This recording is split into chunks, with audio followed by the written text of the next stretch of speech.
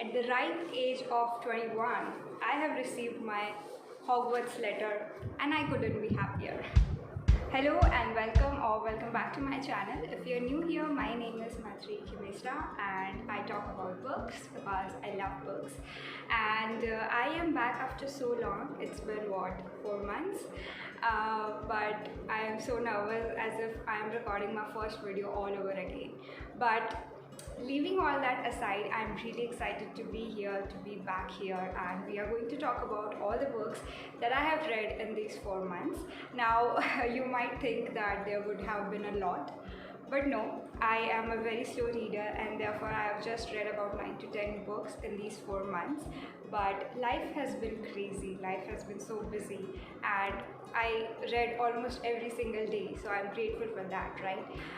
So without any further ado, let's get right into the video and talk about all the books that I've read and a mini book haul of the books that I've recently got. I will talk about all the books from December to March in the sequence that I read them. So the first book on my list is, and oh my god, it feels like a crime that I have not talked about this book here. And it also feels like I am the unpaid promoter of this book, because the way I convince every single person that I meet to read this book is unreal. This book has impacted me like anything, and I have found my new favorite author, and that is Taylor Jenkins Reid. So the first book that I read in December was Daisy Jones and the Six, and this is also the first book that I read by her. If you don't know, she's also the author of The Seven Husbands of Evelyn, Hugo, which is again a book that I'll be talking about further in this video. But Daisy Jones and the Six, what an experience. Reading this book was unlike anything that I had ever experienced. The whole book is written in the form of interviews, and it is about this band called The Six and how they rise to fame and their eventual downfall. The concept of the book, the narration, the storytelling, the vibe of this book, the angst, the romance, the friendship, the talk about family, addiction, everything is just on point. It's written in the form of interviews, and every single character has their own casting in the audiobook. So it is one of the most beautiful audiobook to ever exist on the face of earth, and you have to read it. The way Taylor Jenkins Reid writes, she gets under your skin. She writes the words that you couldn't form yourself, but you're so grateful that someone else has written them. I gave it a 5-star because obviously I love this book and I am going to reread it, re-listen to it time and again. The next book that I read was The Spanish Love Deception, and I have kind of mixed feelings about it. Now, it is one of the most hyped books, but if you don't know what it's about, it's basically an enemies to lovers, forced proximity, grumpy sunshine trope, and our main character, Catalina, she has to go to her sister's wedding in Spain, but she needs to have a boyfriend to go there because her ex will be there and she does not want to seem miserable, so she wants someone to go with her. She wants to take a fake boyfriend, whatever. There comes Aaron Blackford, which was like the fictional boyfriend of almost every girl I knew. But for some reason, I enjoyed the book. It's not like I didn't like it. I giggled at times like a fool. I had a great time. I laughed at a lot of points. But I never finished this book. So I got to the point where one of the very main scene happens at about 85%, and after that I just could not continue. I don't want to give any spoilers, but you know what happens at the end of an enemies to lovers. So after that scene and after Aaron started saying baby, I just could not get through it. I could not digest a guy like Aaron who's so grumpy. His mouth is always in a tight line and he never smiles and everything, and he's calling her baby. For some reason, I just could not digest this fact, and therefore I could not read it anymore. That was part of the reason, but also I did not care much about the characters to continue reading. So while I might have enjoyed it while I was reading, in hindsight, I do not recommend this book that much. I gave it about 3.5 stars, but that's that. I mean, there are definitely better romance books, and I will be talking about them in this video itself. So I don't know, if you like this book, I think reading is very subjective, and it is possible that what I like you don't like, what you like I don't like, and it's totally fine. But yeah, for me this didn't work like the way I thought it would. The next book that I read was again an absolute favorite, and it's the Hunger Games trilogy, the first book in the Hunger Games trilogy. I have talked about it on my channel, but I'm just going to brief you a bit about what I felt and how much I loved it. So for those of you who don't know, Hunger Games is basically the story about these 12 districts who are living in poverty, and each year they have these games called the Hunger Games, where two teenagers, one boy and one girl from each district, has to go participate as a tribute, and they are all put into an arena where they fight for their life. Whoever wins those games, their district is celebrated like anything. They are bombarded with gifts and everything. But to win that, you have to be the last one alive, the last one standing. So the way the players are eliminated is by killing each other. Just imagine 12 to 16-year-old kids killing each other. It might seem so brutal, and it is, but you know, I think everyone can read it. It's not like you are flinching every second or it is too difficult to read. It's a very beautiful book. It's utterly one of my favorite books, and the way it's written, first of all, Suzanne Collins is a great storyteller. The way she writes, this is the kind of book that made me feel why I love reading. This is the kind of book that will make you understand or remember why you enjoy reading in the first place. It's like being in someone else's shoes. You're completely transported to those districts, to those arena, and you live that life. And I have endless love for this trilogy. I have just read the first two books, but oh my god, I'm in love. I read the first half of the book in several sittings, but the second half I was just glued like anything. I sat for 4 hours straight and completed the book because it was so good. I was so addicted, I could not put it down. The next book that I read was Seven Husbands of Evelyn Hugo, and I did not read Hunger Games and then not continue. I was just reading the Hunger Games and the Seven Husbands of Evelyn Hugo together, so I just wanted to complete this book and then read the second part of the Hunger Games. But oh my god, Taylor Jenkins Reid has done it once more, and I'm floored. I am utterly floored. If you don't know what the Seven Husbands of Evelyn Hugo is about, it's basically about Evelyn Hugo, who was a star in the 70s, I think. It's about how she became an actress, one of the best actresses of her time, from a nobody, and why she married 7 people, and who it was that she loved the most out of all of them. Now this story again is written in the form of an interview, so there are double time frames.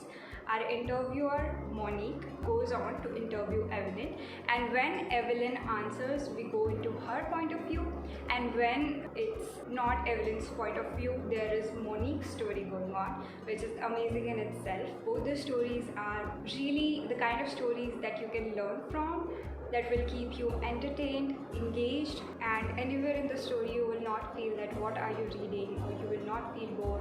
It is so good, it flows. And again, the first half of the book I read in several sittings, but the last half I listened for 5 to 6 hours straight and I completed the book. And then for 5 to 6 days I could not think about anything else but Evelyn Hugo. It was so impactful. You have to read it, 5 stars for sure. The next book that I read was the second part of the Hunger Games, which is Catching Fire. Again, I have talked about this book on my channel before. The second book just improved on the first book. Like, the first book was so good in itself, and then we get a sequel which is even better. is this heaven or what? But I was so happy to read the second book. Of course, there was a lot of political side of things in the second book as compared to the first book, but oh my god, so good. I never thought that I would be reading about politics, I would be reading about poverty, survival, hunger, and I would love it so much. That's the power of Suzanne Collins' writing. I'm so excited for the third part, but I'm just waiting for the right time to read because I made a mistake and I started Mockingjay after this book, and then I had to go to a family function and I didn't want to take a paperback, which is why I stopped reading that book in the middle, and now I just don't feel like the time is right for reading that book. I'm just not able to get into it because I got into a different series that we'll be talking about. But anyways, because I got to discover another favorite like that, and that is the Off-Campus series by Ellie Kennedy. And man, if you follow me on my Instagram, you have heard me rave all about this series for the past few months. I have been obsessed. This is a college hockey romance, and I never in my life did I thought that a romance would make me obsessed this much. I love it, and I'm going to talk about all the 4 books that I've read in the series, and you have to promise me to read those books because oh my god, they are gems. So basically, Off-Campus series is the story of these 4 hockey players who are all roommates and are in college, and there are 5 books in the series. All the first 4 books are the stories of each of the boys, and every single book in the series had me smiling, laughing like an idiot, giggling, and I was transported into Briar University where all of them are studying, and I just wanted to be there. I just wanted to be in the friend group of these 4 boys and their girlfriends because it was so good. So without going into spoilers much, you might want to check out the trigger warnings for the first book because it deals with rape and assault. Other than that, I don't remember anything that you might want to check about, but it is the kind of book that will make you fall in love with romance. It's so well written. It is a boost of serotonin. Not only the first book, but all the 4 books that I've read. The first one is The Deal. The second one is The Mistake. The third one is The Score, and the fourth one is The Goal. And like I said, they are the stories of all the 4 boys respectively.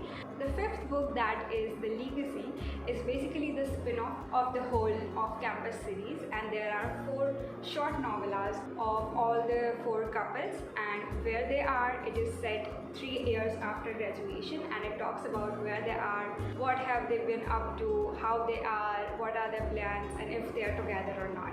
And it's so good.